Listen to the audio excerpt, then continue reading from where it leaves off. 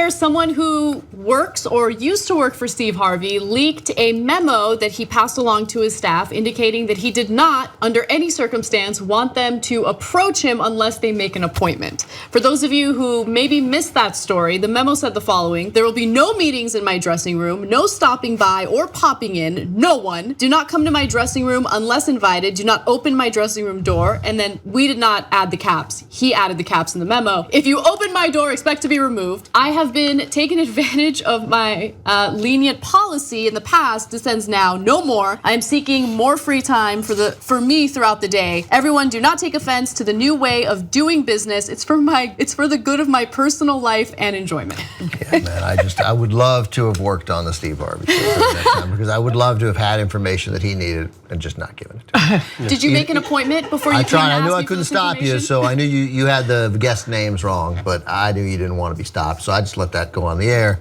And I guess I could have met with someone else and tried to schedule it, but that interfered with my personal enjoyment. Or, yes. Or I could have told you who the right Miss Universe was. Right. But you didn't want me to stop by. Right. So what am I gonna do? Right. I love this story because everybody else gets to be the comedian, but clearly I haven't made it enough to the point where I can send a memo to the people that I work with and tell them not to mess with me in the hallway. I need to step my comedy up because I want to send out a memo too. Yeah. Well, there is an update to this story, which is why we're bringing it up again.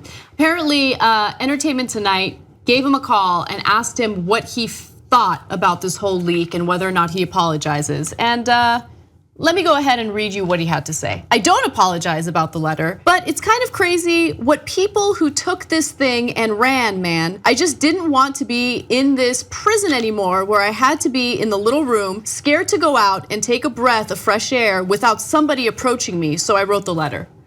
Oh, is life hard for you? Do you have to interact with people that work on your show?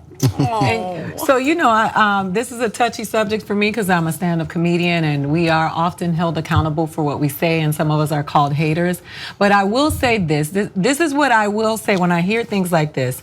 There were only two people I wanted to meet in the world. One was Michael Jackson and one was Muhammad Ali, for different reasons. But I did get a chance to meet Muhammad Ali, and I think that was like one of the greatest people on the planet. He was a citizen of the world. When Muhammad Ali could walk down the street, and when I was sitting with him and I spent an afternoon with him, the downstairs baker was able to walk up to his door and knock on his door and bring him some baklava. And they said he was always accessible to the people all the time.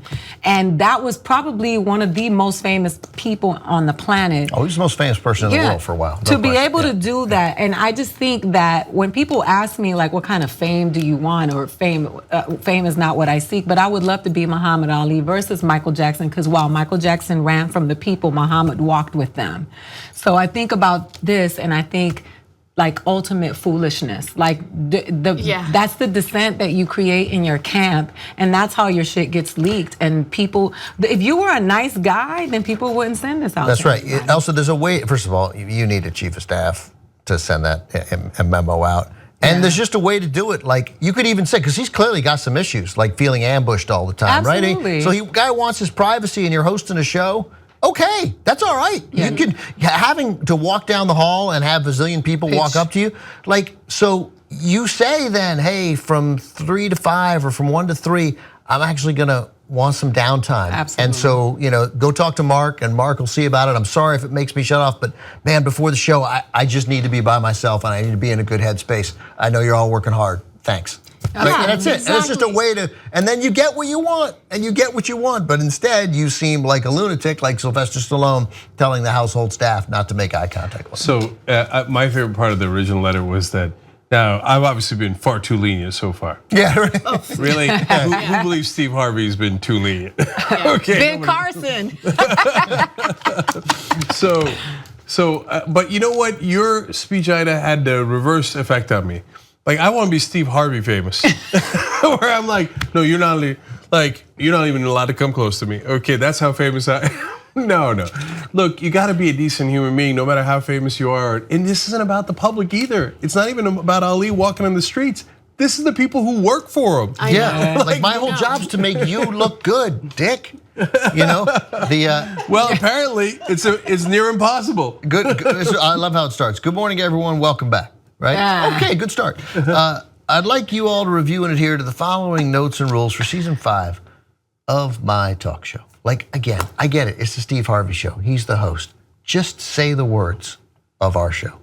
Or of the show. Of the show. Right. I mean, our show would be best, the show acceptable, right? Yeah. Something of it's like, again, my talk show. And then part of the story was also that he moved to LA to do the show and didn't take anybody, including people who would gladly have moved themselves to LA to continue doing the job for this show. He trumped them. Like he fired them without letting them know. Yeah. You know, in the sense that like if he had let them know ahead of time, they could have applied for those jobs. Like Ben said, no. Gone. You're all done. I got a new staff in LA, and by the way, don't bother me. But he does hang out with Trump, so it might be rubbing off on him. It's just been a rough run. Does Steve Harvey hang out with Trump? Well, no, he met with him because he's supposed to be working on the HUD for the housing and urban development with Ben Carson. Steve Harvey is working on housing and urban development? You didn't hear about that? Because if anyone understands that issue, it would be Steve Harvey and Ben Carson. Yeah. Right. No, you know why? Because they needed a useful African American who's famous to come in front of the cameras. And Steve Harvey's like, did you say cameras? So look, but his response here shows you exactly why he wrote it in the first place. Because he is totally clueless. And he thinks like, what, man?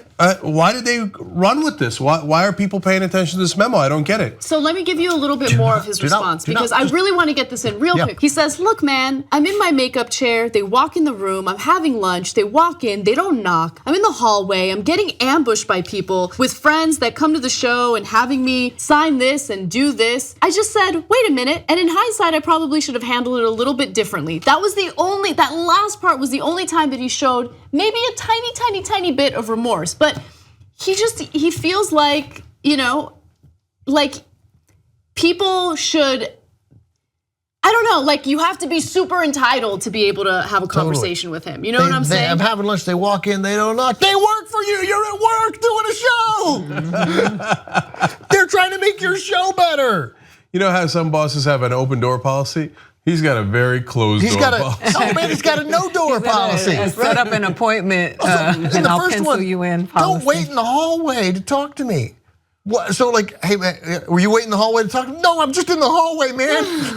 I'm just walking to the restroom. The water fountain's down there. I do not want to talk to Steve Harvey, man. I'm just thirsty. But he thought it was crazy that people were mad about the memo. He thinks like, of course, I'm being famous. I'm entitled to have you not talk to me. Our reporter Jordan Chatton broke the Donna Brazil story. He was right, she just apologized for it. Help us get more reporters like that. You're the one responsible for that. Thank you, and let's do more right now at tytnetwork.com/go.